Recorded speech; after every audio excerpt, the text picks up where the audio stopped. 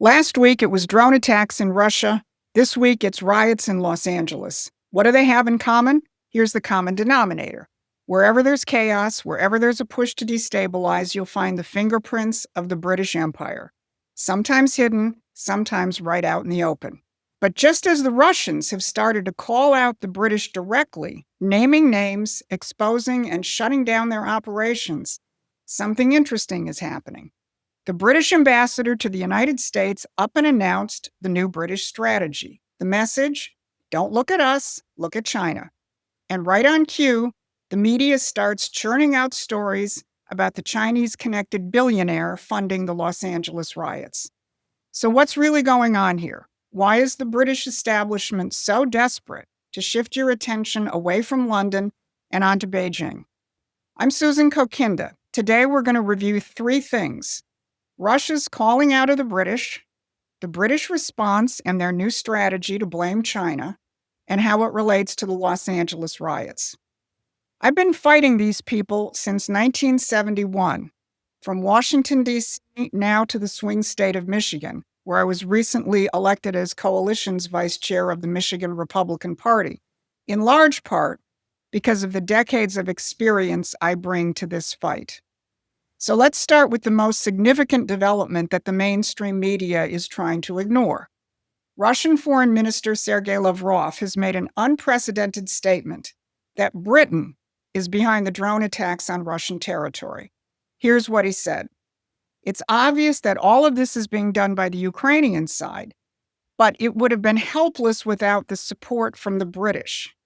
And here's the key part. He said, who knows, maybe there are still some special services in the US that are participating in such activities by inertia, but the British are 100% involved in them. Think about what that means. Russia is saying that under Trump, America has stepped back, but Britain is continuing to carry these things out unilaterally. And I don't have to tell most of you that this isn't the first geopolitical perpetual war that they've pulled us into. So the Russians have also blown the lid off Britain's soft power recruitment strategy through organizations like the British Council, which the Russians have just thrown out of the country. These so-called cultural organizations are actually subversive operations designed to recruit assets and influence foreign governments.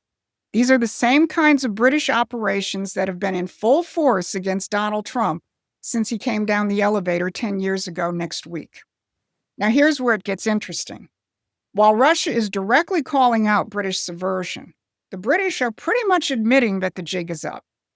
Anglo-American establishment figures like Fiona Hill, whose pedigree we'll return to in a minute, announced that Russia is at war with the UK and the US is no longer a reliable ally. And that's underscored by reports that the Trump administration is on the verge of lowering the boom on Zelensky and Ukraine. Now, this is all pretty remarkable. The British establishment is openly admitting that their post-war global order is collapsing, along with their ability to rely on the US as their dumb giant. So let's go back to Fiona Hill. She's one of the co-authors of the new 2025 British Defense Strategy Report. Now, Fiona spent a little bit of time on this side of the pond as a plant inside the Trump 45 National Security Council, allying with neocons to sabotage Trump's foreign policy. And she was up to her eyeballs in the Ukraine setup, and then she testified in Trump's impeachment trial. Hill and her British colleagues now admit that their post-1991 policies are in shambles. The report states bluntly, the challenge to the free world has been intensified through a collapse of the post-Second World War consensus. The certainties of the international order we have accepted for so long are now being questioned, and not only by authoritarians. The international chessboard has been flipped over. So the British ambassador to the United States, Lord Peter Mandelson, a key Labour Party strategist, put it even more bluntly. He admitted that NATO needs to be totally reinvented and that hyperglobalization is over because it's being replaced by a modern mercantilism, which has arisen where nations prioritize their own economic strength. They use protectionist policies, and they direct industrial policy to serve their national interests. He's admitting, in essence, that they failed to stop Donald Trump and his policies. But what's their solution? Blame China for taking advantage of globalization, flooding the global market, and provoking a nationalist reaction. Now let's take a little step backward and remind ourselves that the underlying basis of globalization is the very free trade ideology used for centuries by the British Empire to allow institutions like the British East India Company or the central banks or global financial institutions to have more power than nations. In the 1990s, the US swallowed the globalization poison pill, and China took advantage of it, to the cheers of the globalists. But now they admit that the jig is up. Now, this is important because you have to keep up with them as they adjust their strategy. They're going to use the same means: financial networks, psyops, deception, but you need to have the tools to understand their game at a deeper level. And that's what we do here at Promethean Action. We're going to give you the strategic understanding to see through their next moves. So use the links to sign up for our free newsletter and support our fight with a membership. Because the empire isn't going to sit back as their game is exposed. And our Secretary of State, Marco Rubio, exposed it in a very powerful speech last week to the American Compass. He described that the globalist policy after the fall of the Soviet Union was just plain exultant, describing it as, "We won, and now the entire world is going to become just like us, free enterprise democracies. Nationhood will no longer matter when it comes to economics. The world won't have borders. It won't matter where things are made." And this became a mantra. And as he said, it became part of the old Republican orthodoxy. He also explained how this robbed America of its industrial capacity and its ability to make things, while also corrupting our foreign policy, because we prioritized what was good for the international order over what was good for the United States. And he made abundantly clear that this is no longer the policy of the United States under Donald Trump. So what are the Brits up to now? Here's where it gets really interesting. Just as the British role in the Ukraine war is being exposed and their post-war globalist architecture is crumbling, Peter Mandelson, the British ambassador to the US, drilled down on the narrative: it's not us, it's China. If you look at his speech that I referenced above, how does he want to reconfigure the US-British relationship? Well, he knows that the US-British relationship is clearly quite broken on matters of Ukraine and Russia. Now the strategy is for the US and Britain to ally against the economic threat posed by China. Now, with any good intelligence operation, there is some reality. The US and many nations did swallow the globalist poison pill and have made vital supply chains vulnerable to China. But as Trump has often said, that was the fault of our policymakers. China was doing what was in its interests, and our policymakers were corrupted by British free trade economics. Now the British want us to ally with them to fight the consequences of that. But there's more. All of a sudden, we're hearing about the Chinese-connected left-wing billionaire financing the LA riots.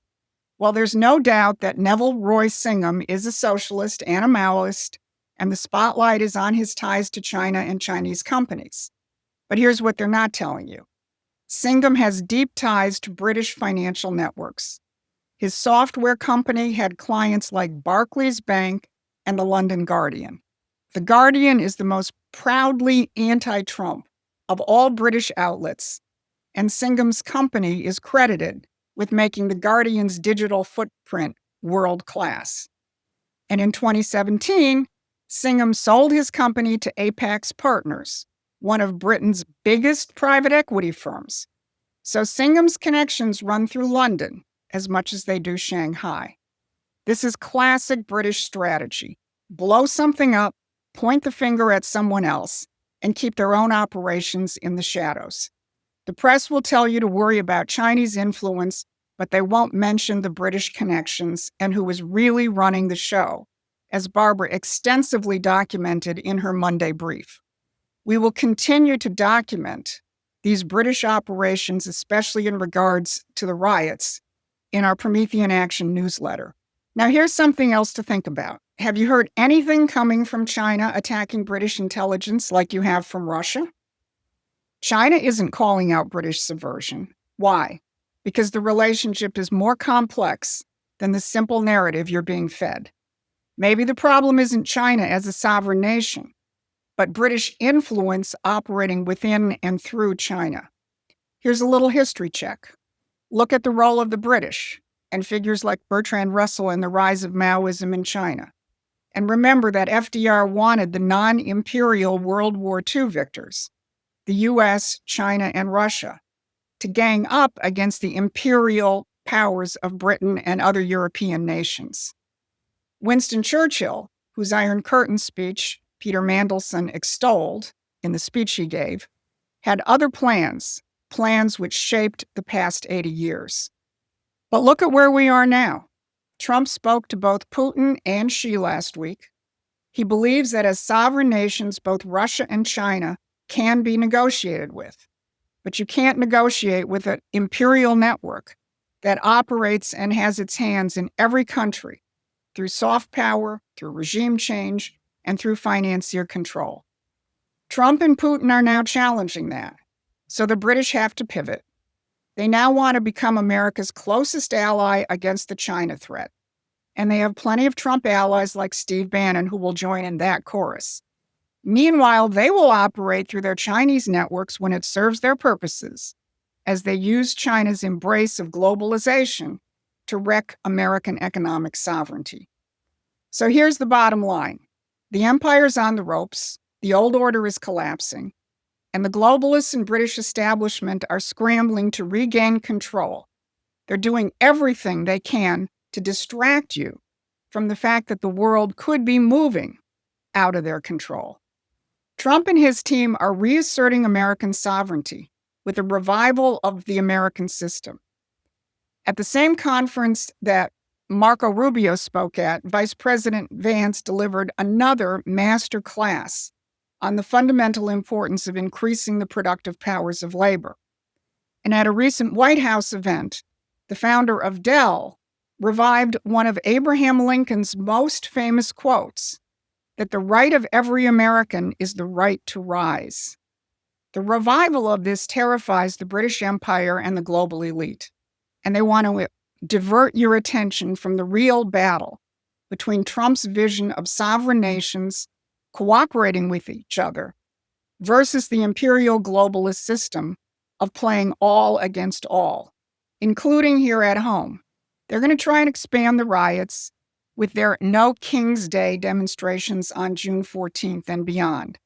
But as long as you understand who is pulling the strings and don't fall for their psyops, we can give President Trump the backup he needs to ensure that his policies succeed.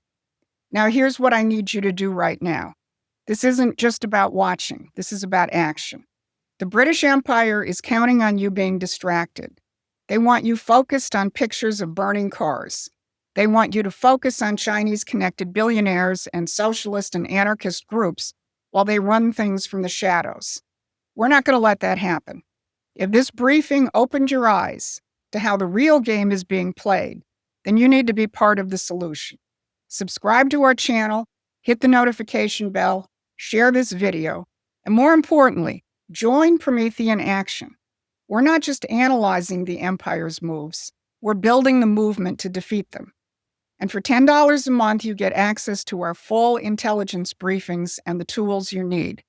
We're on our way to 1,000 members, which will give us the foundation to do more updates and expand our organizing. So help us get there. Because the truth is, Trump can't do this alone. The British Empire spent centuries perfecting the art of divide and conquer. But when Americans understand who's really pulling the strings, we become unstoppable.